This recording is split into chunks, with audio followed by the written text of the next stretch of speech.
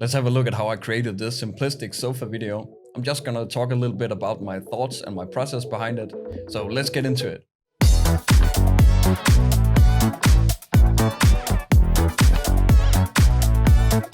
First I need a model of a sofa I can use as my product. After looking a bit at the usual sites, I find the Cinema 4D asset browser has one I actually like. So downloading the sofa and armchair model and dragging it into the scene. I wasn't totally sure which of them I should use, so I just downloaded both. I'm going to render this in Redshift, so let's just get rid of the standard Cinema 4D materials like that. A bit of light in the scene will be useful, so using an HDR and the physical sound serves as a good starting point. I can always change this down the line, but it's always easier to make your materials if you have a basic lighting setup. In most of my projects, I use the Grayscale Gorilla Everyday Material Pack in some sort of way. Sometimes a lot, sometimes a little.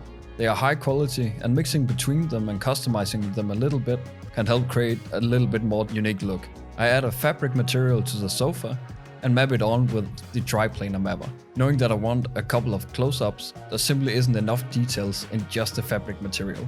So adding hair, or in my case just splines, can add that extra level of detail. I sweep the splines and use a matrix object to clone the small hairs onto the surface of the sofa.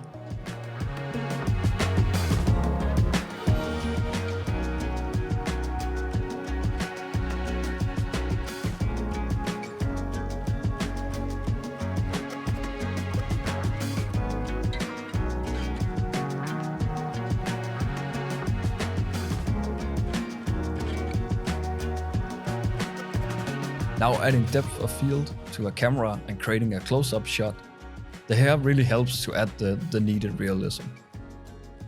So I looked at the sofa from a couple of different angles, trying out different shots, and I wasn't really sold on the material, so I need to try something different.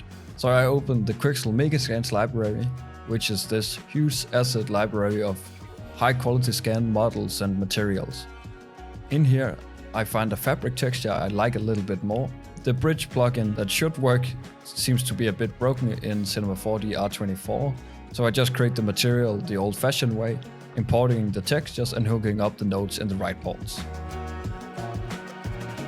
After comparing the two materials, I think the Megascan is the way to go. But I think there's still some detail and depth missing. Since the material didn't come with a displacement, I will just create my own, where I use the diffuse shader and plug it into the displacement. To get any depth down to the threads in the fabric, the geometry has to have a lot of polygons. So both using a subdivision surface and the redshift tag with subdivision, it might just be enough. So looking at the side by side here, you can see the small detail and the depth that displacement adds. I'm actually quite happy with the material now. As a small note, one thing I did in the end was actually changing the size of the triplanar mapper. So when the camera is further away, the fabric texture is bigger, and when I'm doing close-up, the fabric is smaller. This is obviously not realistic, but I think it just looks so much better. And in my opinion, you can't really tell in the final result that there is a difference. I add a couple of area lights for these close-ups to give a little bit of rim light, which I think gives this look like there's a lot of smaller hairs on the whole surface of the sofa. Okay, while this is all good and everything and we're making progress, I think it's important to remember to take a coffee break, so let's go.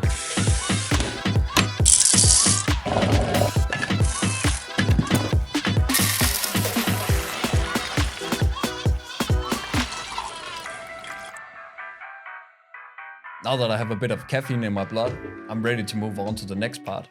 I have figured out the geometry and I have figured out the material, and now I just need the last part of the concept, which is clouds. I went ahead and bought a Cloud VDB pack from the Pixel Lab, and most software is super easy to set up. So in my case Redshift, you can add the Redshift volume object, locate your desired VDB, and add a volume shader. In the shader you need to give it some sort of information. And as you can see here in the volume object, density is what we need. So all you have to do now is write density, still nothing will appear. This is because we need a light that will contribute to the VDB, just like this.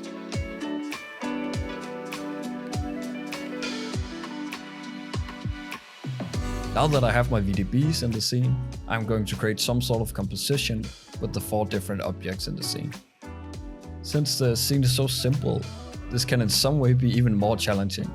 But for me personally, I think this is an important challenge because I can often get carried away and add way too many assets and details.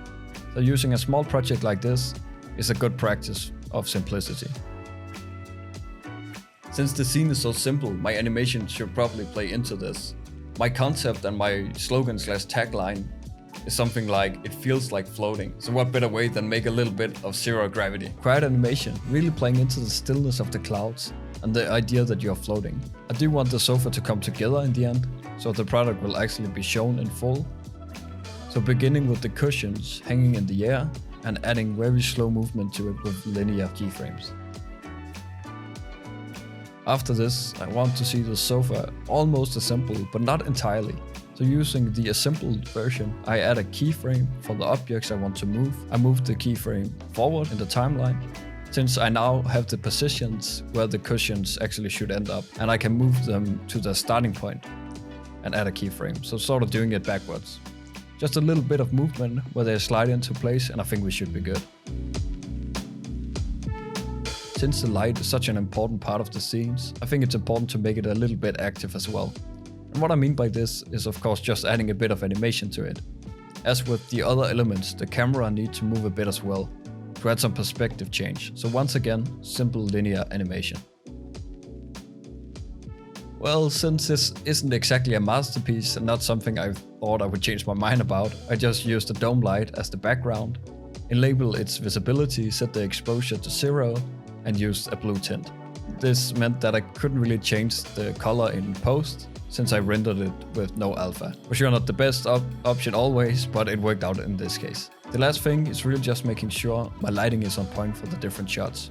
And then basically just using the standard render setting for the medium option, setting the unified sampling threshold to 0.01 and rendering it as a 16-bit EXR. After the render is done, a little bit of post in After Effects is always good, using Lumetri, Lux, Glow and Colorista.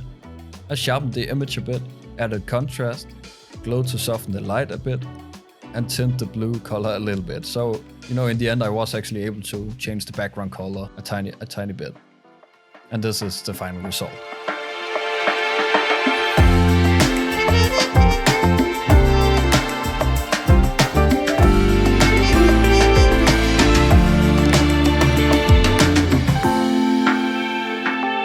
I hope this short process was helpful. Please leave a like and a comment, I will make sure to respond. And share with a friend if you think your friend might find it helpful. So thanks so much for watching. See you in the next one.